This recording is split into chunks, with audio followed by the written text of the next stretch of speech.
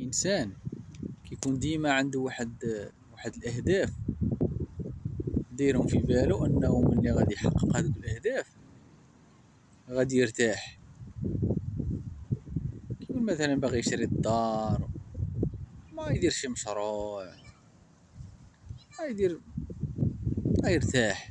كيقول المهم انه كل واحد الاهداف ديالو، كيبقى يقول لا مني غنوصل كذا غادي بعد الحمد لله غنرتاح. ورغم ذلك من كيحقق هذاك الشيء ما كيرتاحش، كيبقى كيحس بواحد الفراغ داخلي ما كيعرفش السبب ديال داك الفراغ شنو.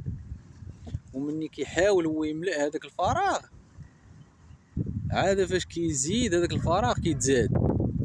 كي مثلا كيولي كيسافر، كيدير شي حاجه اللي عزيزه عليه، شي هوايه كيحاول يخرج يدور، كل يرسم، كل واحد اش كيدير. ولكن رغم ذلك هذاك الشيء اللي كيدير ما بحال هكا كيزيد كيكبر هذاك الفراغ. انه هو اش كيدير، كيغذي كيغذي العقل ديالو، كيغذي الجسد، الشهوات ديالو ديال النفس ديالو. ولكن هذاك الفراغ الداخلي اللي هو السبب هو فراغ روحي. يعني السبب من الروح كتنادي، الروح كتصرخ وهو ما كيسمعهاش.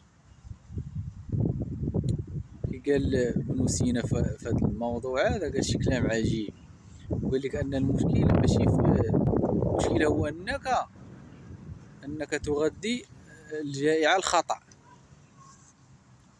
انت الروح ديالك جيعانه، ولكن انت كتمشي تغذي هذاك الجوع ديال العقل ديالك وديال النفس ديالك وديال الجسد ديالك. كتسنى ان هذاك الفراغ يتملأ، هو ما عمره غيتملأ. كتولي بحال عندك مثلا شي دار فيها مجموعه ديال البيوت، وكاع البيوت فيهم الضوء وكذا مفرشين وقادين، الا هذاك البيت الكبير اللي هو اهم بيت في الدار مظلم ومسدود ما كيقرب ليه حد. اش كيوقع؟ كتولي انت خايف من هذاك البيت تقرب ليه، لانك خايف من المجهول. اش غتلقاه في داك الظلام، كتولي كدوز من حداه بحال هكاك. هذاك الفراغ اللي عندك انت كتجاهله، انت خايف من انك تواجه الحقيقه ديالك، خايف انك تواجه الذات ديالك والحاجيات اللي محتاجه الذات ديالك، الروح ديالك، باش تملأ هذاك الفراغ الداخلي. وعطاني واحد التشبيه ابن سينا خطير، قال لك هو ان هذاك هذاك الخوف ديالك انت بحال الخوف ديال الدري الصغير ملي كيكون ناعس وكيخاف من واحد الوحش كيكون مخبي ليه تحت الكاتري. وهذاك الوحش قال لك كيختفي بمجرد ما كيتشعل الضوء. بحال هكاك هذاك البيت اللي مظلم اللي انت كتخاف منه، اللي هو داك الجانب الروحي اللي انت ما كتبغيش تقرب ليه. بحال هكاك هو راه هذاك الخوف ديالك راه ما عنده حتى اساس من الصحه، اوهام. هو بمجرد ما غتشعل الضوء غتلقى داكشي مزيان، وغادي تصالح مع الذات ديالك، وغادي تملأ هذاك الفراغ، وغادي تلقى علاش تخلقتي انت اصلا، وغادي تهتم بهذاك الجانب الروحاني، وغتلقى بان هذاك الجانب الروحاني هو اللي غادي يزيد ينور لك جميع الجوانب. هاد التشبيه هذا تشبيه خطير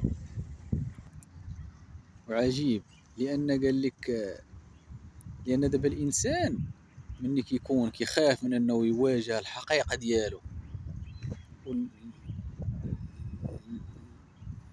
يعني الذات ديالو، انه يكتشف الخبايا ديالها والحقيقه ديالها، وكيخاف من ان داكشي اللي غادي يلقى. هو ما عارفش هادشي، هو راه خايف من هادشي، ولكن هو ما عارفش، هو ما فراسوش. هو غير ملي كينفرد بالذات ديالو كيتخلع وكيهرب، كيبقى بوحدو، كيلقى راسو بقى بوحدو في شي بلاصه كيقرا شي كتاب، ولا كيحس بديك حس بالوحده وخصو يخرج هذيك الساعه، هو بدا كينفرد بالذات ديالو وكيهرب، كيخاف انه يبقى يلقى شي حاجه. داك يكتشف شي حوايج اللي غادي يلقى واحد الشخص اللي هو بحال ما كيعرفوش هو يقول كيفاش واش هذه هي الحقيقه ديالي.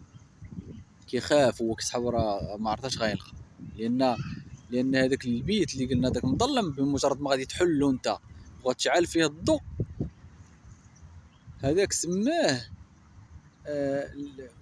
ما عرفت كي سماه، انه بحال قلتي الهدام، البيت الهدام ولا شي حاجه بحال هكا، انه كي لا الفناء المؤدي الى الفناء، ان هذاك الفناء ما كيعنيش به، وكيعني به الفناء ديال هذيك الشخصيه الزائفه اللي هي انت بنيتيها. لان الحقيقه اللي ديال الشخصيه الحقيقيه ديالك هي كاينه في هذيك الغرفه اللي غتدخل ليها انت، اللي غتكتشف الذات ديالك، غادي تدخل الروح ديالك وغتستجب للمطالب ديال الروح ديالك. وانت كيفاش غادي دير؟ غادي تغذي هذيك الروح ديالك، وغادي يعني غادي تستجب للمطالب ديالها بانك غادي تنميها وغادي تغذيها بكل ما هو سامي روحاني، يعني بالحب. انك غادي تولي تشوف يعني غادي يعني الرحمه، يعني الحب، لان الاساس ديال الرحمه هو الحب. انت كتولي تتعامل بالحب مع اي حاجه. يعني نمله، يعني النمله ما يمكنش لك تقتلها، مستحيل تقدر انت تضغط على النمله تقتلها. الا كان ممكن واحد النمله ديزا ويضغط عليها يقتلها، هذاك راه عنده الفراغ، هذاك راه عنده الفراغ داخلي. لا، كتولي انت المنهاج ديالك هو الحب، الرحمه. غادي ها انت كتبدا كتستاجر. يعني لقيتي واحد الحشره دايزه، انت غادي في الزنقه واحد الحشره، ما تقتلهاش، ما تقدرش تقتلها، ما تفكرش انك تقتلها. علاش تقتلها باداه كي ما تقتلهاش؟ تقدر حجره تزيدي واحد الحجره من الشانطي بغيتي تحيدها من الطريق، ماشي تهزها غتهزها وغتلوحها، لا، غتهزها وغديها للجنب وغتحطها بشويه. انت صافي كيولي عندك اسلوب ديال، يعني هذيك الحجره حتى هي راه كتسبح الله سبحانه وتعالى.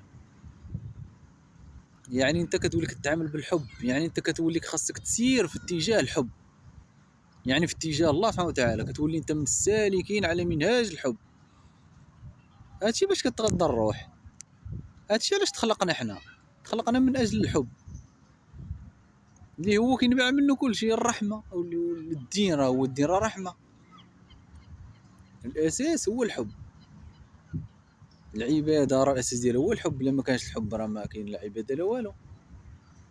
يعني الحب هو الاساس. وكتولي انت كتقلب على الحاجه المزيانه في اي حاجه. كتشوف انت الجمال ديالها، كتقلب على الجمال، كتشوف الجمال، كتشوف داكشي اللي ما كنتيش كتشوفه انت. بحال البصيره ديالك كتطلق البصيره ديالك، كتولي انسان روحاني، كتولي كتعامل بالرحمه، كتشوف الطبيعه، كتصنت للطبيعه، كتولي تسمع، كتولي تحس. كتوقع لك شي حاجه كتعرف، كتولي تحس، كتقول هادي راه حيت درت كذا كذا. لقيتي واحد السيد عاونتيه في واحد الحاجه ومشيتي ونسيتي انت، نهار الاخر كتوقع لك شي حاجه، شي خير، كتعرف بان هادشي حيت درتيها مع هذاك. كتولي انت الهمه ديالك كتستيقظ، كتولي كتحس، كتستشعر، ما كتبقاش غافل. وكتولي عايش في محدك انت غادي في هذا المنهاج. وداك الفراغ كيبدا يتسد كيتسد كيتسد كيتسد كيتسد، صافي ما كيبقاش عندك هذاك الفراغ، كيبقاش عندك. كتولي انت لانك انت يا صافي حليتي هذيك الغرفه وشعلتي فيها الضوء وضوى الدار كامله وغادي مزيان، يعني صافي، يعني ما بقاش عندك مشكل. يعني هذا هو الاساس. كتولي كتعامل مثلا، لقيتي شي قطاط كت كت كت كتعطيهم الماء، كتعمر ليهم الماء، كتولي تهز ليهم الهم. الطيور تقدر تلوح ليهم الماكله، كتولي كتحس هادشي اللي باغي الله سبحانه وتعالى، راه الرحمه. راه في القصص ديال الصحابه، وقصص ديال الناس اللي شافوا الرؤى، وقصص ديال الانبياء. ومني كتشوف انت السبب اللي خلى هذوك الناس الصحابه وشحال ديال الانبياء اللي خلى الله سبحانه وتعالى ارحمهم، وكيفاش انه من عليهم من فضله، وداكشي كتلقى الاسباب بحال هادشي، انه لقى واحد الطير وعتقوا، شراه من عند الدري وطلقوا. لقى هذيك السيده لقات واحد الكلب عطشان وعطاتو الماء، جبدت الماء ومن البير وعطاتو يشرب. يعني الله هادشي اللي باغي، الحب، الرحمه. هذاك الشيء باش غادي الروح ديالك غادي تغنى، وما غتبقاش عندك هذاك الفراغ والروح ديالك كتصرخ. اما الا ما اهتميتيش بهذا الجانب وما مشيتيش بالمنهاج ديال الحب والرحمه اللي الحب اللي عندك عليه كلشي، عندك عليه الرحمه، التسامح، ما تبقاش تهز شي حاجه في قلبك، ما تحقد على حتى واحد. الا ما مشيتيش بهذا المنهاج راه يبقى ديما عندك الفراغ. هادشي اللي كاين.